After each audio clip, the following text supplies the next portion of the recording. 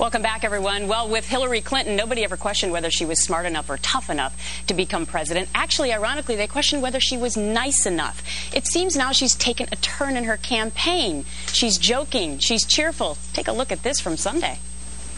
I'm so glad to see a Republican coming over to our side. That's excellent. We're very happy Rush about Limbaugh that. is asking Republicans to come out and vote for you in order to divide the party. He's always had a crush on me. And we join Senator Hillary Clinton now live in Greenville, North Carolina. Senator Clinton, I have to ask you, obviously you have advisors for foreign policy, for domestic economy. Do you also have an advisor for niceness? Because that's been one of the biggest raps against you. And things seem to have changed for you recently. You sat down with O'Reilly. You were very playful. By all accounts, had a great interview. Now that line yesterday about Rush Limbaugh, who's helping you? Nobody. I'm just having a good time. I think this is so much fun campaigning across our country, and especially these last couple of weeks in North Carolina and Indiana. People have been wonderful. The spring is here. Everything is blooming. I mean, how could you not have a good time? It's been wonderful. The interesting thing is that you categorized yourself yesterday as the underdog. And I'm wondering if that's sort of become the theme of your campaign because you feel that it's helpful to get that message out. And I'm also wondering if you ever had tough times in your life leading up to all your successes, that you've been through something like this before. Well, Gretchen, everybody has tough times in their life. When I was campaigning in Pennsylvania, Mayor Nutter of Philadelphia and Governor Rendell said they were officially letting me use the Rocky theme song, and we've been playing it at our rallies, and it gets people pumped up, and they have a good time.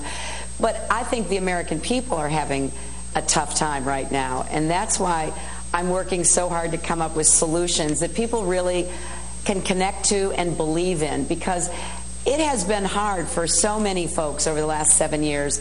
Their incomes have gone down. The prices of everything from gas to groceries to health care to college, home foreclosures, everything that is beating down on hardworking middle-class families, they deserve a president who's going to fight for them and be in their corner. So we're out there just talking it up about what I would do if I'm given the chance to be your president.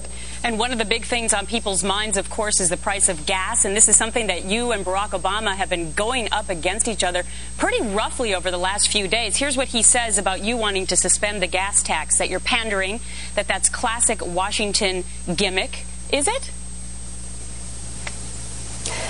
I have to say, Gretchen, this is an argument that befuddles me. He does not want to do anything about it. Senator Obama wants you to pay the gas tax this summer. I want the oil companies to pay it out of their record profits. I have a very responsible position, which I think is actually going to put us on the right track in trying to zero in on these high costs, where people are telling me they literally get sick to their stomach when they pull into the gas station. Why don't we try to take on the oil companies to benefit consumers and drivers? By our numbers, the Department of Energy suggests that it would save consumers on average $70. It would save people who drive long distances, independent truckers, commuters, a whole lot more than that. But the point is larger. You know, I know all this talk about long-term this and long-term that, but people live in the short term. They get up every day. They drive to work. They have to stop and try to fill up their gas tank. Yes, we want people over the long term to get more high gas mileage cars and be more energy efficient. And my plan, if you go to HillaryClinton.com, lays all that out. Mm-hmm. But I want to help people in the here and now so that they can have a feeling that they've got people on their side who are in public office, and get them a little relief going forward this summer. Well, here and now, we have tomorrow Indiana and North Carolina, but obviously you have to look past that. And one of the things out today in the media is this idea within your campaign that you have a secret plan to take care of the Florida and Michigan problem.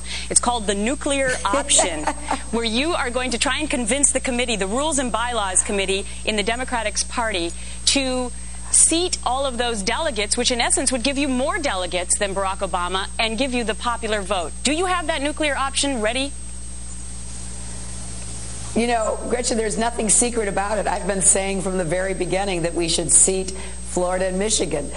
2.3 million people voted. They deserve to have their votes counted and to have delegates going to the Democratic National Committee. It's obvious that I believe that. I have advocated for it. I have talked about it everywhere I go across the country. People from Michigan come to see me in northern Indiana because they know that I'm on their side to make sure that their votes do count. So I don't know what anybody is saying about this other than the facts, which is I've been public. I think that's what the DNC should do, and I hope they will. One of your top supporters in the past, Joe Andrews, the former chair of the Democratic National Committee, earlier this week came out very publicly and endorsed Barack Obama. What do you think about that? Well, what I think is that the people of Indiana will have a chance to express their own opinions. And I've campaigned across the state with my friend and colleague, Senator Evan Bayh, who's been the leader of my campaign. And we're getting a great response. And tomorrow we'll actually know what the voters of Indiana and North Carolina believe about who would be the best president. I've been making the case that I am ready to be the commander-in-chief and to be the president who turns the economy around. I think I know what we have to do, and I'm ready to do it. Senator Clinton, I have to ask you that your husband apparently is making people swoon on the campaign trail. I thought that was only Barack Obama with his speeches, but apparently women are fainting. Is he an asset for you again now? Well, you know, I am so grateful that he's working so hard for me and having such a wonderful time doing it. He was all over North Carolina yesterday. He's been campaigning hard for me in Indiana. And we're both just doing everything we know to do to reach out to as many people as possible, to give them a chance to think hard about the consequences of their vote on Tuesday, right, and to help pick the next president by choosing somebody who's ready to be commander-in-chief and turn the economy around. All right, I know you're doing the top 10 with David Letterman tonight, so a lot of people will be looking for that. And, of course, a lot of people going to the polls tomorrow in Indiana and North Carolina. Senator Hillary Clinton, always a pleasure to speak with you. Great to talk to you, Gretchen. Thank you. Thank you. Only on America's election headquarters.